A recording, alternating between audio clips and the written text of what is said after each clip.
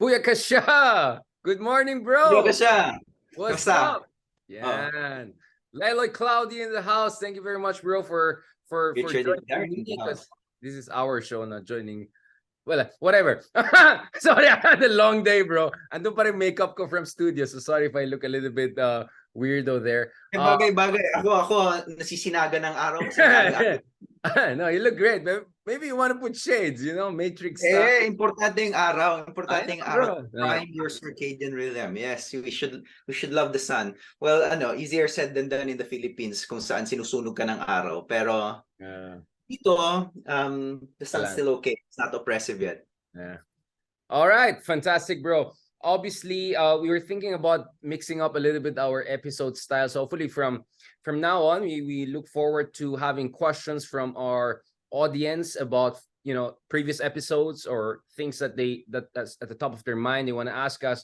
But while we're working on that, because it's a new introduction, balikan natin ng konti yung some of the issues that we raised in the previous episode, because I'm sure you have something to add. You wrote a recent article for Rappler. You want to go back to that because today we have a lot to discuss. No, we want to have a special episode on the rise of Tulfos. I think that deserves a special proper analysis without just snidey comment or over impressed fanboy comment. Now let's do some serious analysis on that. So there's a lot to discuss. I want to also discuss Luna's painting with you. Fantastic painting with you and so much more. So, but before that, balikan natin. What was the yung mga outstanding concerns natin from previous podcast? Kasi tinanong mo ako nung last episode, ano ba talaga yung nangyari? Namatay si Ninoy because we saw the decline, di ba? And you said, what caused that? And I said, it's probably capital flight. And you said, well, we need to confirm that, of course. And so I kind of confirmed it. What does the capital flight look like? And pag ganito yung issue, I kind of like looking at accounts from the time. Kasi a lot of discussions ng Marcos today, syempre, nabahira na ng galit, of course. Right. On both sides, di ba? So parang yung anti-Marcos, parang Marcos was pure evil and all crises are caused by his evil. And then yung pro-Marcos side naman is that it's all circumstance. So what I like to do is go back to accounts from the time. And I like going back to accounts from either the Washington Post or the New York Times. Those are better accounts because, sa Philippines, may konti pang censorship yung media nung time na yun. So, at saka, it's easy for me to find them. So what did the New York Times say? After Ninoy's death, they said there was a 21% devaluation of the peso, which is indicative already of some kind of capital flight. And then there's a more interesting piece from the Washington Post that talked about how initially the central bank reported $1 billion capital flight directly after Ninoy's death. Now, the Post at that time was talking to multiple bankers in the Philippines. You want to project something, bro? Do you have like newspaper? Walang kailangan project. Sure. I can link people to the Rappler article where we went through it. Send yung link na lang, we can forward. Tapos ang sinend ko sa'yo sa WhatsApp. So anyway, ang sabi ng Washington Post was na-discover ng American bankers na hindi pala $1 billion yung capital flight after Ninoy's death. $400,000 lang pala. Now, that wasn't necessarily a good thing. The reason why they bumped the number to 1 billion because they wanted, even at that time, to make it seem as if sobrang laki ng impact ng death ni Ninoy na everything just happened in 1983. But the reason why they inflated that was because they were hiding the fact that capital flight had already started in 1982. And anong event na nangyari noong 1982 that started the capital flight and then went into overdrive under Aquino? In 1982 pala, investors were already worried that Imelda Marcos was gaining too much power. So yun daw yung concern. At least this was the analysis. May succession issues na. Ito yung parang ito yung analysis ng Washington Post. And so and I found great analysis from an anonymous source by the Washington Post explaining bakit nag-crisis nung 83. And the source provided 3 reasons. Said, number 1, a chronic balance of trade deficit, imports exceeding exports that has its roots in the oil crunches of 1974 and 1979. 2, a propensity to take on too much short-term debt, which must continually be refinanced. 3, political instability and growing disaffection with the military regime of Marcos, coupled with the perception that during most of 1983, that the leader's wife, Imelda, was growing too strong and would succeed her husband. Capital flight, the banker said, started in 1982, but the Aquino assassination was merely the last. the Yeah, last straw. bro. And parang you might say, okay, that's an account from a right-wing banker or whatever, or a conservative banker, and syempre banker's perspective. But what I found is that account, that version of history, yung parang multifactorial reason for the Yeah. 80s, you get it here. And if you can find this book, it's a What's right? terrific book. Oh, it's a terrific book, and it is by a source that I usually hate and I usually disagree with. Get this, Richard, Ibon Databank, our Hey, friends at love natin mga yan. Wag our, ganon. Love our ko friends mga at yan. Ibon, because I of course I'm Kanya a critic. Africa in the house. I'm a critic of the left, but Patay. Ibon at this time was doing amazing work. This is an amazing. I went in reading this book with my critical lens on, expecting to fully disagree with everything it said, and I was clapping in every page. Sobrang galing nitong libro to. So I think if people really want to decode, parang a comprehensive decoding of what really happened in 1983, I can recommend no better book than this. Yeah, so from the cover, I was wondering, is like that's quite a gimmicky cover. I was wondering sino kaya nagsulat niya. It doesn't look like a university press publication, right? It's like, okay, Ibon makes sense. Yeah. Hey, shout out to Ibon friends, by the way. They were so kind kasi diba they had a paper on Duterte Garks, and I kind of like commented like, hey, copyright ko yan. Because I'm the first one who coined the term. And they were nice enough. They responded. No, they said, oh, sorry, we didn't see your work. It's like, hey, no, they're super nice. I look forward actually to talking to Sonia Africa separately, siguro in podcast. Who knows? Maybe we can all be together. I appreciate that. I appreciate what you're adding here. So by the way, just guys, yung mga interesado, Leloy has a new article ngayon on Rappler. His latest article is Why Did We Experience Our Worst Economic Crisis in the 1980s? So because dun sa huling episode, pinag-usapan namin ano yung mga transmission belts. I want to understand the transmission belts that, really brought down the economy. So now I think we have much more data to back it up at hindi lang heuristic, or theoretical. So I mean, it's one thing to say Aquino's assassination created a political crisis, blah, blah, that affected the markets. But I always said, as academics, of course, we have to establish that linkage more concretely and tangibly. And thanks, Leloy, for doing that. So I look forward to doing that in the future episodes. Balikan natin some of the questions that come out of our episodes. Kasi diba, our episodes are not about answers. They're also about questions. Questions na babalikan natin over and over as much as we can, God willing. Now, Leloy, today, I really felt you're the perfect guy to talk to about this because, how should I put it? No. I mean, before all of us, I would say, among our peers, ikaw yung pinakamakulit, no? I think as far as public intellectual writing for mainstream publications concerned, nauna ka sa akin, right? Or nauna ka sa akin sa Philippines because I used to write for Huffington Post blog, no, back in the day.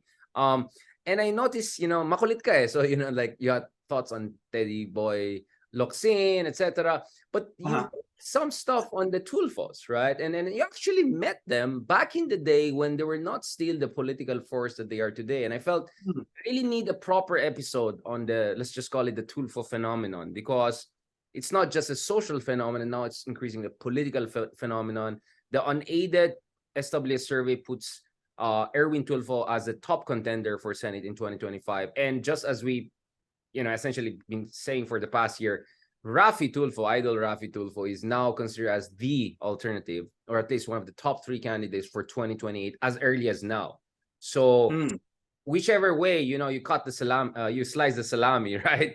Still, are going to be a big factor. So now I want to ask you, before we do the sociological analysis, the political analysis, the long-term scenario building analysis, Lele, can you tell me a little bit about the circumstances of you meeting them and what was your reading of them? And why did you even bother to reach out to them? Because sikat sila and gusto mong ano? Okay, so yeah. Tell me about it, bro. Go. In 2000, early 2000, so I'd say maybe as early as maybe 2010 or maybe 2011, every time sumakay ako ng taxi sa Pilipinas, wala pang Uber noon, di ba? Correct. Tapos, time ni Rafi Tulfo, ang pinapakinggan nila Wanted sa radyo. Ano yan, non-stop yan. Everybody was listening to Wanted sa radyo. At saka makikita mo naman sa ratings. So I was like, there's something about this. And initially I was thinking parang magsulat kaya ako ng ethnography of listening to Rafi Tulfo with taxi drivers, because they were really, the other thing is like hindi lang siya quantity, meron ding intensity parang when they would really engage with Rafi Tulfo.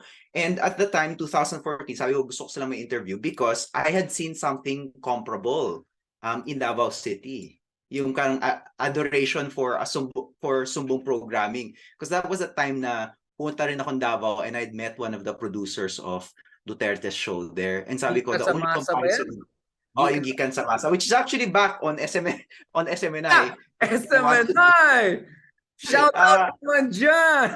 Yeah, let's go. So not to tout my own horn, but 2014, a full 2 years before Duterte was elected, this is what I wrote. I said, and I'm referring here to Rafia, perhaps his popularity lies in his audacity. With the exception of Duterte, a local war, and in a previous paragraph na mention si Duterte, with the exception of Duterte, a local warlord with almost absolute control of his city, no media personality has been brazen as Tulfo, who has cursed generals and mayors on air. His move from government to private radio was occasioned by a public spat between him and the corrupt former first gentleman, Jose Miguel Arroyo. So public broadcaster si Rafi Tulfo initially, public service broadcaster, but he took on the first gentleman while GMA was still in power, and then he got placed in private radio, and then nag-number 1 na for the longest time nasa Radio 5 siya, hanggang ngayon nasa Radio 5, TV5, Radio 5. That started in 2011. So nung time na yan, mga 2014, because I was so fascinated by him, I tried to get an interview with Rafi Tulfo, and I was able to do so via the entertainment pages of the Star. At that time, I knew the editor of yung Star entertainment pages, and I said, can I do a softball interview with the 3 Tulfos? Softball talaga kasi entertainment and para umuo rin sila, di ba? So pumayag yung tatlong Tulfo. I went to the set of T3. Yung T3, yung tatlong mas batang Tulfo, wala yung Simon dito. Simon is the Inquirer columnist. Ito yung nakipagsapakan kay di ba? si Tiago, whatever. Yeah. So wala si Mondon. Ang phenomenon yung T3, yung television show nila, where you had Ben, who had a show called, yung individual show niya, Bitag, and then Erwin, of course, who was a former US soldier actually. I think siya yung pinaka-macho sa kanila. Air Force? Kasi siya talaga, para talagang sundalo talaga yun. And then you had Rafi, who's the most charismatic, right? And that's why he's the most popular one. And so I nanood ako ng T3. I was able to go on the set, and I was with one of the Star's great freelance photographers at the time, si Tammy David. Tas nagpicture kami dun sa set ng T3. Nagpost pa kami dun sa picture ka? May pictures ka? Nasaan? Nagpost na sa Instagram ko. If you dig into my Instagram, at Leloy Claudio, you'll find it there na nakaganon ako dun sa set ng T3, nakaganyan ako. I was mugging on the set of T3, and you can ask me what it was like, but here's the point. I was tell me what's the feeling when you met them? Were they different from your expectation of the kind of macho guy? Some would even say toxic machismo. What was going on there? Well, alam mo, part of them, alam talaga nila na may persona sila. So the funniest actually was Ben. Medyo underrated yung humor ni Ben. Kasi nandun ako, I was waiting, na-interview ko na ata si Erwin, na-interview ko na si Idol Rafi. And then si Ben ata yung huli. I don't remember the order. So naghihintay ako dun sa dressing room. Tapos pumasok si Ben Tulfo. May interview ba ako dito? Sino bibitagi ko? Ikaw ba? Tapos sabi, sir, ako po. Persona. So, alam niya na may persona siya, and he hams it up for the camera, which is really fun. And they were also so game when we were taking pictures, like tumalon sila for the camera, nagbiroan sila as brothers for the camera. Yeah. Oh, so I mean, yeah, I think Tammy had a great time kind of taking pictures of them. So because of that, I came up with 2 articles. One yung sa Star, which was kind of like lifestyle feature piece na katuwaan lang. And then medyo yung what little serious stuff I got from the interview, ginamit ko for a piece on a publication I was editing at that time called Weak State Strong Tulfo. And feel ko sa title Weak State Strong Tulfo. Wow, that's good. Title pa lang, kita mo na yung thesis ko, di ba? And that's of course a play on yung sinasabi nila, the Philippines is a Big weak state, state, strong a man. Strong man, strong yeah. society. Yeah. Yeah. Yeah. Or strong man, weak state, strong man. Yun yung new version eh. Well, I mean, Yeah. honestly, I have an issue now with the strong society version. It's like we saw how the civil society more or less melted away. Like, sorry, I'm a little bit digressing, right? But I always hear about this, like, oh, the Philippine very strong civil society. Like, I know a lot of civil society na biglang pro Duterte na nung nanalo si Duterte, yung mga kunyaring progressive, etc., na pro-China. Like, I always ask this question. In any other democracy, if you saw as many EJKs, almost regardless of the population size, no, you would have seen at least 1 million people coming out, right? In India, bro, yung farmers, they were able to mobilize hundreds of thousands of people, yung mga farmers, to oppose yung land reform, or sorry, yung land law na regulation na pinapas ni Modi. I mean, Modi, of all the macho strong men, had to back down because the farmers from all across India. So, like, I never saw anything like that during Duterte. Never. And if they want to talk about the fear factor, whatever, it's like, you think there's no fear factor in India? You think there's no fear factor in Turkey? So, I have a big issue with the strong, weak states. That's very. I didn't see. That's very sad. I'm sorry, I didn't see that. So yeah.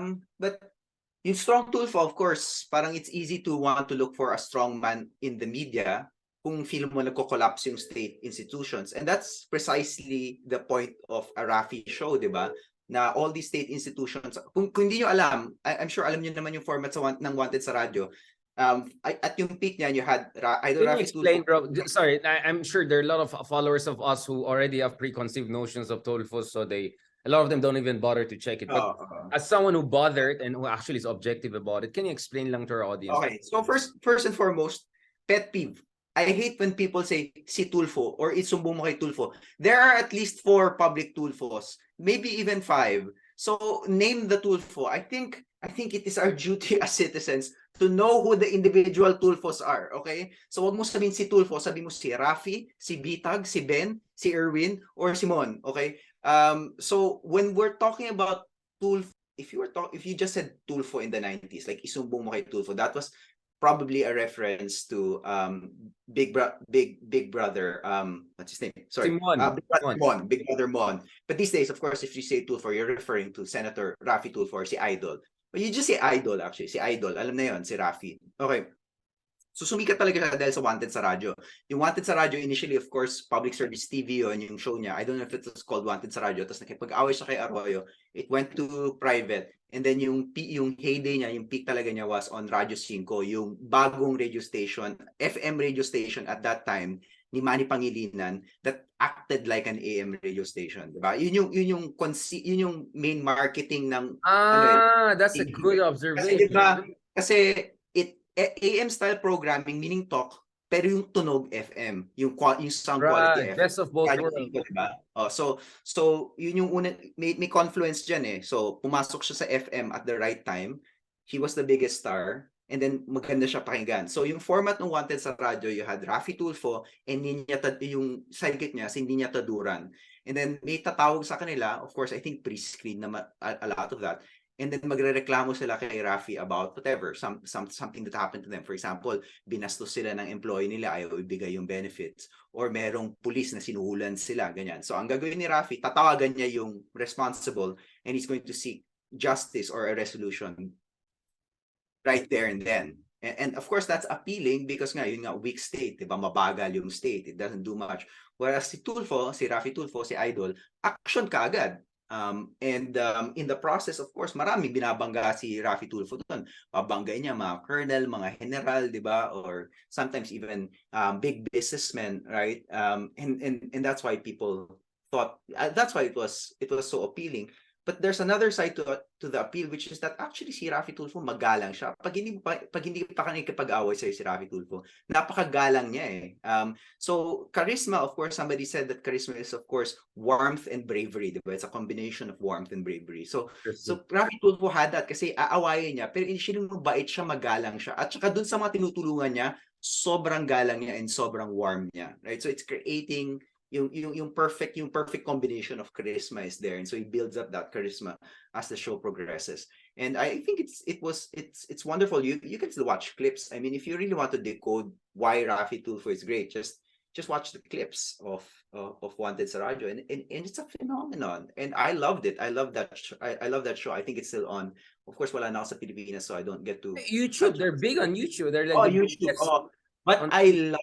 yung peak Wanted sa radyo, which is like I would say mid 2010s, early to mid 2010s. I mean, I loved it. It was such great programming. And Amazing. medyo nostalgia rin, no? I mean, like, there a lot was happening in the Philippines back then. I mean, for me, I always saw them as filling in the gaps, right?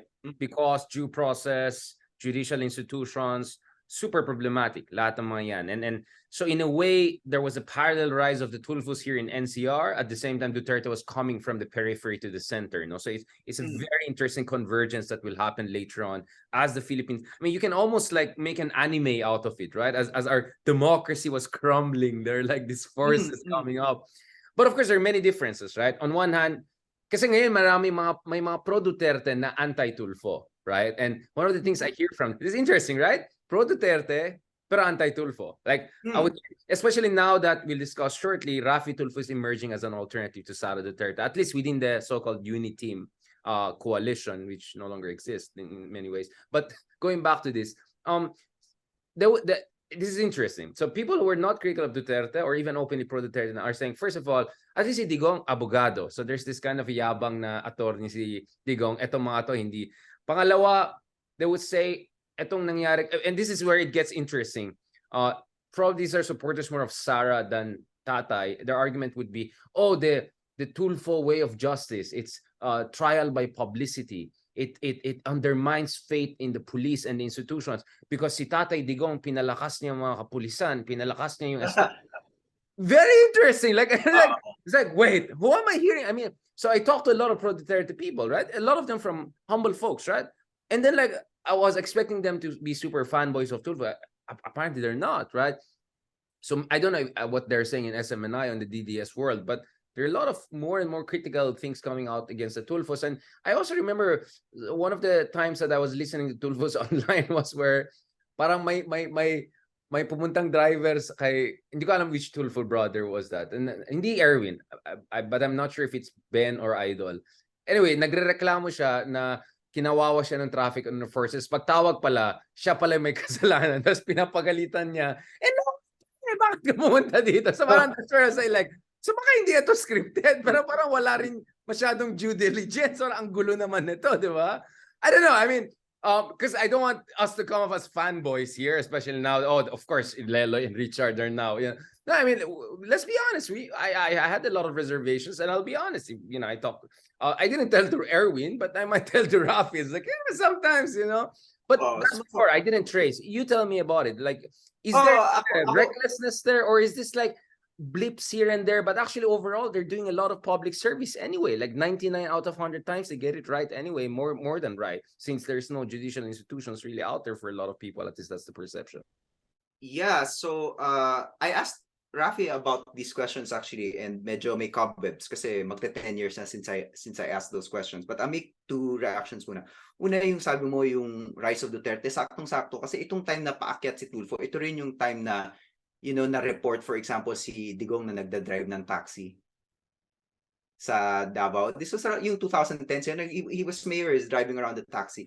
And then of course, if there's a difference between yung show ni Digong sa ABS-CBN Davao at that time and yung show ni Rafi on TV5 and on Radio 5, so yung T3 at saka yung Wanted sa radyo, it was that I guess may authority si Digong tugunan yung mga reklamo kasi at that time Digong was mayor.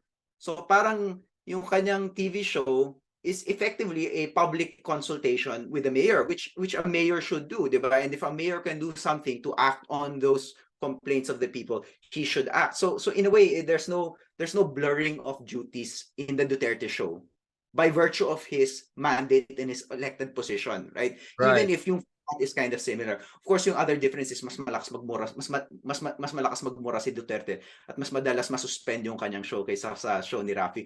Although nasuspend din yung T3 nung sinindak nila si Raymart Santiago on TV, tawa ko ng tao doon. That's my favorite moment in Pinugbog yung kakuyan nila eh. So, I mean, even ako, Kuya So ko, wala na.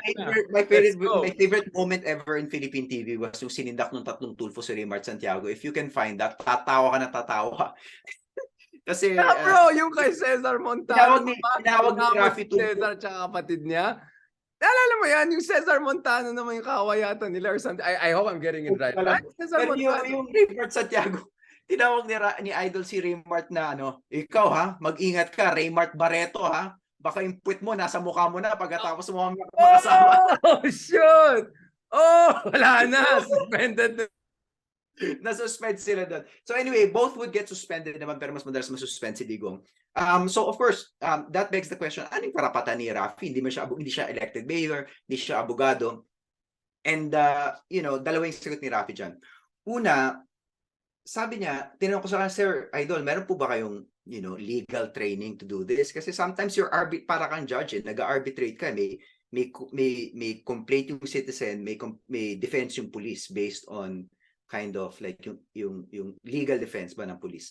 Ang sasabihin niya, unang-una, I've been doing this for years, for decades. After a while, alam ko na yung mga local ordinance. Parang meron akong grasp of it. So merong element of on-the-job training dyan. At saka ako, both of us, we don't believe that experts, this is one of the themes of our show, di ba? Hindi lang naman experts yung may karapatang mag-weigh in on things. If you study it, and if you study it well, you can weigh in on things, di ba? So let's not get that's into how our show started, right? Yeah. Questioning some people claiming monopoly. Yeah.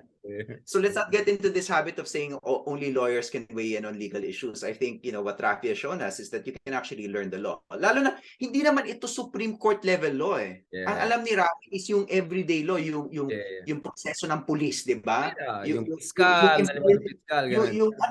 yung rules ng DOLE. Gamay na gamay niya yung rules ng DOLE kasi ang daming labor complaints dyan.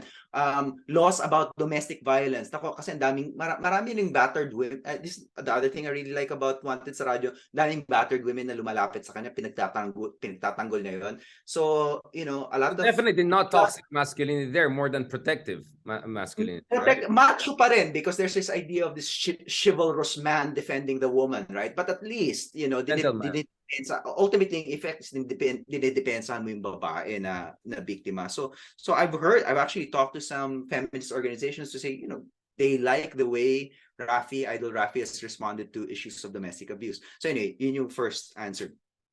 Na magaling siya, actually. He knows the law. And then yung second answer is, hindi naman extrajudicial. I don't think extrajudicial yung ginagawa eh. Kasi usually, i-refer yung mga kaso sa proper authority eh. So for example, kung Pasig City, at saka may corruption sa City Hall, he has a very good working relationship with Mayor Vico. So ilang beses ko na narinig sa show na tinatawag. So Vico has a good relationship with Tulfos. Oh, okay. Yeah. Mayor Vico has an excellent relationship with Idol Rafi. Just go on YouTube, Rafi Tulfo, Mayor Vico. At lagi silang partner pag may complaint. So what Rafi is in a way, he doesn't just create the justice. He doesn't just enable the justice. He connects people to the people who will allow justice. The facilitator. He's a bit of that's the right word. He's a facilitator. Laging rini-refer. Now, there are times, meron nga talagang bravado doon na parang he'll disagree with the person, ganyan, he will go above, he'll call someone na mas mataas yung rango. And then, so that of course is just Rafi's power. That's the power of the radio, that's the power of his celebrity. But it's not as if walang proseso, merong proseso. You can disagree with the process, but it's imperfect. I mean, you might get it wrong here and there. Yeah, but overall, yeah. It's not as if bara-bara siya. What about, okay, thank you for that. I mean, actually, I'm looking at your article, the Tulfo Bros, Hecklers or Heroes. Maybe now you have, mukhang I can see where you're going in terms of that question. Yeah, hindi ako yung nag-title nun. I think yung editor yung nag-title. Sila ba yan? It's a good title, yeah, it's a good title. Okay, that's it. But I like it. It's catchy. It's catchy because it kind of shows the duality there. But of course, heckling is probably part of extracting accountability from a broken political system sometimes, or judicial system. By the way, I really like the Vico Soto part because he's actually also reinforcing or helping good governance examples in that sense. And there are times that he also sides with Risa, or he sides with where the country should be on many issues. Now, the other question, and probably someone would say this is unfair, but The other question would be what they represent, the symbolism of the Tulfo approach. Again, of course, they're not monolithic. Each of the brother has a different approach. They could be very diverse. They could complement, etc. They could sometimes contradict, not necessarily be on the same page. But the general impression I get from critics of the Tulfos is that even if I argue to them like X, Y, and Z, which is what exactly you argued, they would say, yeah, but still they represent that very thing, that kind of penal populism, which kind of reminds them of Duterte too. So it's like a variation on a theme. That's the argument of the critics there. What do you say on that? Or you would say, no, actually, it's not a variation of theme. It's something very different.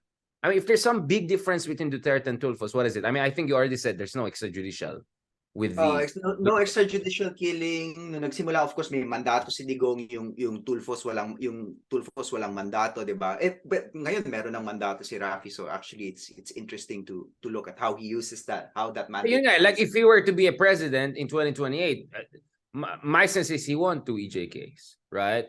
He won't do EJKs. I mean, meron naman talagang element ever since that he's a lighter version, he's a nicer version of Duterte, right? He's always been a nicer version of Duterte. Another similarity is of course yung connection nila with Mindanao, di ba? The Tulfos are military kids. So umikot-ikot yan ng Pilipinas growing up. And so as a result they speak, ito isa pang advantage, di ba? Si Jojo Abenales always said that the great power of GMA was that she was multilingual in Philippine languages. The Tulfos have that kasi military branch. Polyglot. And I think, if I remember correctly, if you, depending on which Tulfo you talk to, iba ang hometown niyan. Kasi they grew up in different places. And because they had so many languages, they actually had secret languages na sila lang yung nagkakaintindihan, ganyan. Because it's a very unique childhood. Well, I mean, their mom is Japanese. I got to know that when I was talking to Erwin. Like, what? I didn't know that. But actually, it makes sense. Diba? Because the mom daw is super nice. She's the one that's helping people. And ayon kay Erwin, yun yung nag-inspire sa kanya to have this kind of public speech. And then tatay, Ilocano background, military. So, you know what I'm saying? So I don't know if they can speak Chabacano and Bisaya at the same time, aside from other language. I don't know about it. Alam ko definitely si Rafi may Chabacano. Alam mo si Rafi. So right. So yun nga. So meron din Duterte element yan, multilingual, 'di ba, capacity to connect with Mindanao. So kung maging presidente si Rafi, you know, there are so many models here, 'di ba? There's the kind of multilingualism of Arroyo, yung pagkasiga ni Duterte. There's also the Ramon Magsaysay thing of, you know, kausapin niyo ako presidente, magreklamo kayo sa akin. My duty is to respond to your complaints. Accessibility. Diba? O yung kind of accessibility. So those are the particular those are the particular, I think, political traditions that Rafi can draw from should he want to run for president. I find it interesting. I don't know what he's like. Hindi pa ako completely knowledgeable about what he's like as a politician. Ang inaral ko talaga yung kanyang media personality, diba? But his positions are pretty good, right? I mean, again, I'm very... I was taken by the media, the media, kasi there's just something about, you know, sumakay ka ng taxi, yung pinapakinggan, tapos tuwan-tuwa yung mga tao. Madadala ka rin eh. Manhid ka na lang kung di ka madala eh. And I know there are people who are going to say, media pa rin yan, corrupt lahat ng media, ganyan-ganyan. Mayaman yan, hindi naman yan nakakaintindi ng pinagdadaanan ng mga mahihirap, ganyan. And we shouldn't trust mainstream Philippine media because mainstream Philippine media, I know there are complaints, but what I'm talking about is the phenomenon of, you know, being in a cab multiple times with people who just love the guy and just thinking, wow, you know, this is a phenomenon, and you should try to enjoy what your compatriots are enjoying if you can.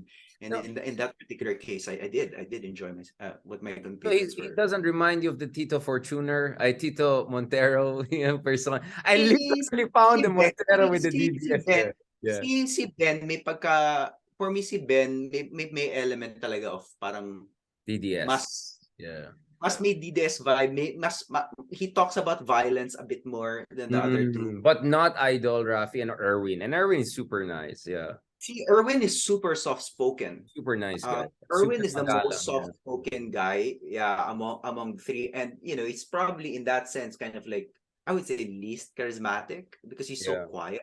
He's so quiet. But he's actually, I mean, he's probably the scariest because he's But the one Erwin now is considered as #1 dun sa unaided, and I think he did very well as a DSWD secretary. I mean, rapid response, literally rapid response. He was there when there were like natural disasters. He was immediately there. I think he did very well as DSWD secretary. I was very impressed. And then I was following Rafi, and Rafi has just emerged as effectively a kind of a senior senator, right? Even on the Maharlika issue and a lot of issue was echoing what Riza was saying, or Riza has been saying, So on the land grabber issue, he was the only one probably aside from Riza willing to push the envelope and argument. So far I'm very, very impressed of how he handles himself, etc. Again, this is not endorsement because we still don't know. I still have to find out more about these people. I look forward to interviewing Rafi among others, God willing, soon. So our followers can check that out later on. I'll talk to him more about those issues. But going back to this, Leloy, do you think a part of this is like, is this a belated recognition of their emergence, how well they're doing politically right now? Kung nagugulat ka sa Tulfo phenomenon, medyo manhid ka because ako nga itong article ko 2000 hindi pala 2013 2013 pala, so I've been saying this, bro, June. I've been saying this for 10 years. This is like the biggest political phenomenon. I think what happened was, I thought na ito yung biggest political phenomenon. Tapos nagulat ako because something from Davao happened. And then nakalimutan natin that there was the Tulfo phenomenon, right? Because Duterte was so big.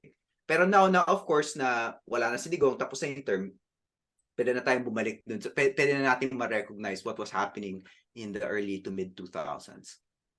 Yeah, I like that you clarified that. I mean, the thing here is, for me, again, the Tulfos feed into this expectation of, I call it developmental leadership, right? Like, the argument is simple. Ang Pilipinas ay mahirap pang bansa, although technically we're middle income, papuntang upper middle. But the idea is that pag nandun ka sa initial stages of economic takeoff and development, kailangan mo ng decisive leaders to fill in the gap for institution building, right? So I can see why Duterte does well with that kind of zeitgeist. I can see why Marcoses even do well. Although sabi ni Marcos naman ayaw niya sa fake news. But speaking of the Tulfos, I don't know, where I'm wondering is if someone like Rafi becomes the president, do you think not only is going to be the macho decisive leader, but do you think he'll be the kind of leader who will also invest in institution building? Do you think this is a person who believes in strong institutions as much as a strong leader? Do you have that sense with him? Yun ang hindi ko. Yeah, yun nga. We don't want to vouch for it. But that's ko where he can be very helpful eh. Kasi yun ang hindi nagawa ni Digong eh, di ba? His arbitrary, sobrang sabog way of approaching many things, I think just undermined our state institutions. In fairness naman kay Bongbong, he corrected some of the excesses there, but I'm just not sure if, Bongbong is not even acting like a strongman, thankfully. But with Rafi, you can imagine a strongman there, but is he a strongman who invests in institutions or not? So, it's how you really push the Philippines to the next level. A strong leader investing in strong institutions. So, yes and no. On the one hand, meron talagang disillusionment with institutions, diba? And a kind of impatience, diba? And that's bad for institutions. On the other hand, pinapanood ko siya makapagdebate kay Bato sa Senado. And he was proposing specific reforms to PNP procedure, which he thought would strengthen the procedure of the PNP. And at obviously sinasabi niya, alam ko to kasi ang dami ko nang narinig na reklamo tungkol dito. So there is a sense that yung institution, it can go two ways. Either he's pissed off at institutions, he circumvents them, or he has an what's specific to broad inductive, di ba? Yeah, inductive, deductive. Yeah. He has an inductive understanding of the institutions dahil ang daming reklamo. So based on that inductive understanding, kaya mag-propose ng correct. So he's the opposite of Digong because Digong came with one grand idea, quote unquote, and then he just tried to implement it. Like the Davao model, anti-drug, then implement. What you're saying with Tulfo, he's much more heterodox, getting ideas here, getting ideas there. He's more open to advice, ideas, and from there can build the kind of a vision of governance. I'm not necessarily sure kung magaling siya to taking advice. Hindi ako sigurado. Kasi siya yung boss sa show di ba? And Yeah. the problem with the format of the show, siya si Idol eh. And then si Nina Taduran rarely disagreed with him. In fact, Nina Taduran would feed him kind of softball questions to just affirm his perspective. And sometimes that's scary. So yung inductive nature, I wouldn't say it's because of, at It's least not on the show, consultative personally. necessarily. Hindi natin alam kung ano nangyari in his office, in his Senate. Malam mo, he's the most democratic person ever. Pero in the show, it's his voice, right? And the inductive information comes from the fact na ang dami niya napakinggan na tao. Na reklamador. Hindi sa marami siya napakinggan na payo from peers, marami siya napakinggan na reklamo. And so alam niya kung ano yung constant complaints ng mga Pilipino. Yeah. And what he's trying to do, at least as a senator, is to find a way of codifying a system that is responsive to those complaints. So what you're saying, his data points are diversified. Marami siyang data points. Marami siyang data. So I see what ito yung sinasabi kong inductive, Rafi. Yeah. Inductive. Okay. I like. Now, to end on this episode, it wasn't supposed to get this long, but I think we need to do that kasi may mga nagtatroll sa atin. Sino yan? Bayaran ni Tulfo ba yung kausap mo? Wait lang. Like, too much violence. Like, chill lang kayo dyan. Just last two questions very quickly. How do you see this, Lelo, in terms of competition between, if it really goes down to Sara versus Tulfo, how do you think that's gonna turn out? What are the things they're gonna pull against each other, right? And I want to end on this note, probably they're related. My argument is, just as I said last year, actually Tulfo entering the race opens the space for a third candidate. And we saw Lenny is actually number 3, right? Everyone else like just 1%. I don't know bakit may Sandro pa sa SW survey. But so clearly, as we said, there's a space for opposition to come in because, for instance, in the SWS survey, 28% is Sara. Do you see the relevance of that? Remember, the unity team is supposed to be 60+%. Now suddenly it's only 28%. Pati ano to, Wala na unity team essentially for so that's where Tulfo comes in. So exactly, yeah. Ang pwede mangyari dyan is Sara will be the Jojo Binay of this election na merong strong plurality lead sa simula, kakainin mo ng kakainin within the span of 5 years. Yun yung pwede mangyari dyan. And then of course, hindi natin alam, is Rafi gonna style himself as opposition? Parang hindi naman siya necessarily opposition figure now. Independent talaga eh. He's gonna be here and there. It is impossible at this point to style yourself as opposition. Sobrang hirap to style yourself as opposition because of the political circumstances, because of the way the political winds have been blowing since 2016, di ba? So medyo mahirap. So I wonder, like, would he invite an opposition figure to serve as his vice president? Pwede ba yun? Is that a risk he's willing to take? Diba? Will that Manny Pacquiao suggested, I think, openness. At least people are informed. Na parang the idea is if come 2026, 2027, if the survey suggests, because Manny Pacquiao could run again for Senate and top it, no? The idea is if Rafi has a better rating than Manny by far, then Manny will be the VP for Tulfo. At least this is one permutation, and that could be for me though. And then Manny will help win Mindanao in ways that is far better than his performance in 2022. So that could kind of break the hold of Duterte's on the Mindanao, if not the Vismin vote, right? Yeah, so, well, I was just checking kung ano ang native ni Rafi, anong native ni Rafi, native language. He's like, he sees himself as a native of Zamboanga. So merong Chabacano, yeah. Chabacano. Yeah. All right. I think we'll end on that note because the more we speak, the more we're gonna put ourselves in trouble. Ako naman, I will say if there's someone kind of a great hero or leader that he can follow that tugma sa kanya, I would say if Isko was Macron, and I got a lot of hate for saying that.